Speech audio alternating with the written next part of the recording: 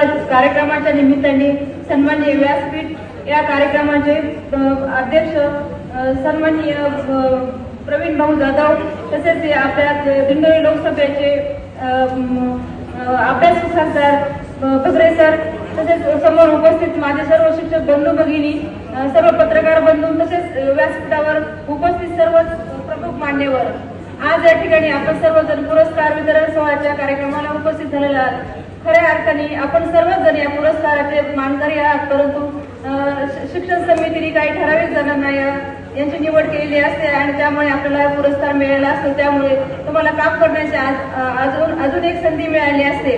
खरं बघायचं म्हणजे आपल्या आयुष्यातील कोऱ्या पानावरती एक सुंदर असं अक्षराने सजवलेले म्हणजे आपण शिक्षक आहात। आमच्या आयुष्याला आधार देणारे आपण आहात।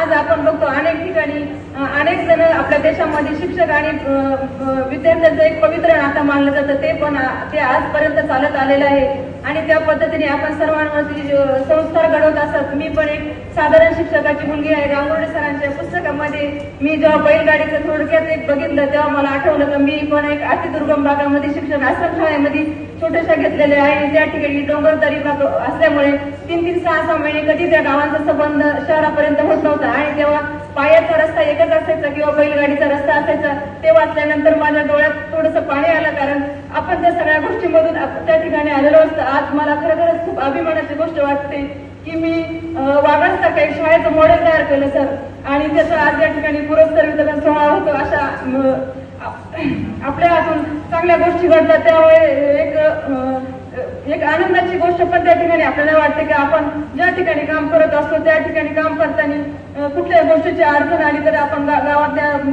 ग्रामस्थांचं मार्गदर्शन घेत असतो किंवा गट शिक्षण अधिकाऱ्यांचं मार्गदर्शन घेत असतो आणि त्याप्रमाणे आपण त्या गटाचं त्या गावाचं आपण एक सुंदर असं मॉडेल तयार करत असतो। आज आपण बघतो प्रवीण नानांनी पण आपल्या जिल्हा परिषदेच्या मोडी गटामध्ये चांगल्या पद्धतीने एक काम केलेलं आहे। बगरे सरांनी पण त्यांच्या कार्यकालामध्ये खूप छान पद्धतीने काम केलेलं आहे आणि आपल्या सर्वांचं आपल्या गुरुवर्यांचं आम्हाला अशाच प्रमाणे पाठिंबा कायम असेल आणि कायम सहकार्य असेल। वडजे सरांचं मी जिल्हा परिषदेला असताना जेव्हा समाज कल्याण सभापती होते तेव्हा ते यायचे, मला म्हणायचे ताई तुम्ही घरी बसू नका, बाहेर पडा आणि तुम्हाला खरोखर कामाची आवड आहे आणि तुम्ही ज्या पद्धतीने काम करता ते खूप सगळ्यांना आवडतं आणि तुम्ही असंच करत राहा। मला सरांचं आणि आपल्या सर्वांचं नेहमी प्रोत्साहन मिळत असायचं त्या ठिकाणी।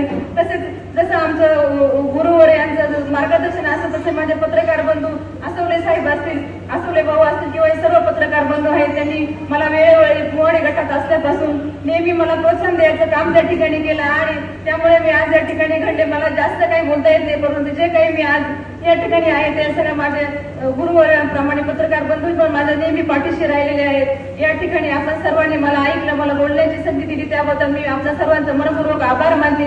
तसेच या ठिकाणी ज्यांना हे पुरस्कार मिळाले त्यांना खूप खूप शुभेच्छा देते। धन्यवाद। जय हिंद, जय महाराष्ट्र। धन्यवाद मॅडम, आपल्या शुभेच्छा नक्की